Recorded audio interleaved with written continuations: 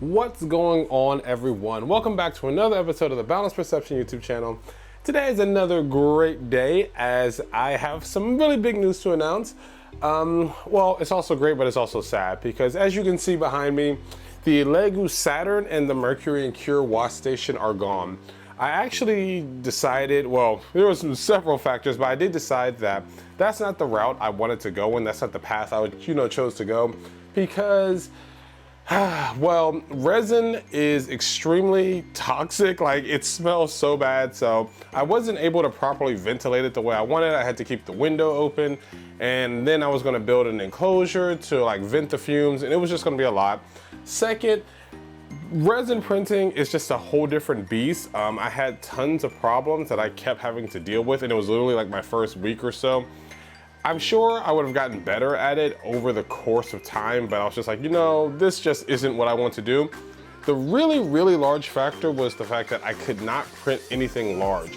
The build plate was really small in comparison to like something like an Ender 3 or, you know, a Prussia or whatever have you. So long story short, I decided to not go in that direction. I sent them back, got a full refund, and with that refund, that catches me up and brings me to today's episode, which is I bought another 3D printer, which we have here. As you can tell, the box is pretty beat up, but on the bright side, they do package this extremely well. Hopefully you guys saw my other videos that they do that. So we will see how this one is packaged. We will go ahead and set it up and get our first prints going and see what we can do with this. So let's check out my new 3D printer and see what it can do.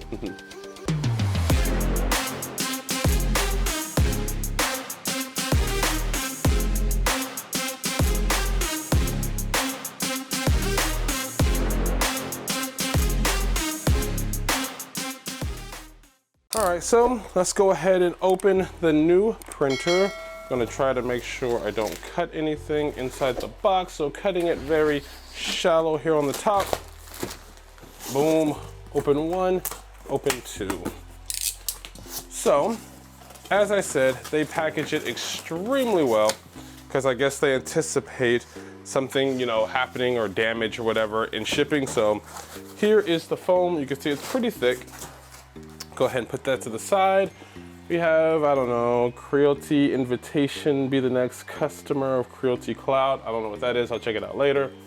We have the user manual, and we have some type of QR code that goes to something, I don't know. Figure these out later. We're interested in what's below these. Right off the bat, I can already tell one thing I'm loving at this is basically pretty much already pre-assembled. In comparison to the Ender 3, it's a lot more assembled. So let's go ahead, get this completely out of the box and up on the table. So we have the main base here, which we're gonna pull out. Boom, main base build plate. Then we have another layer of padding. Ho ho ho, they give you more test filament. You can never have enough filament. What else? I think a toolkit, yes, or parts. There's gonna be probably parts in here. Uh-oh, and I already ripped the box. Yep, there we go. There's parts for setting everything up, power supply, and a few additional parts, so that's cool. Then we have another layer of padding. Then we have the main control box.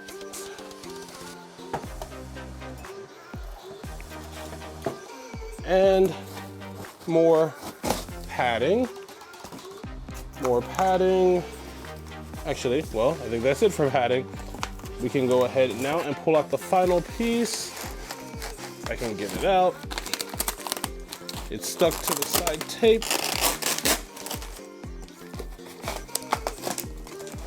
One second.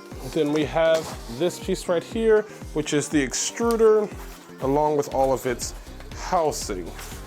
If I can get all of this off. Again, I am very thankful that they padded it so well. The belts are already installed. I am extremely happy about that.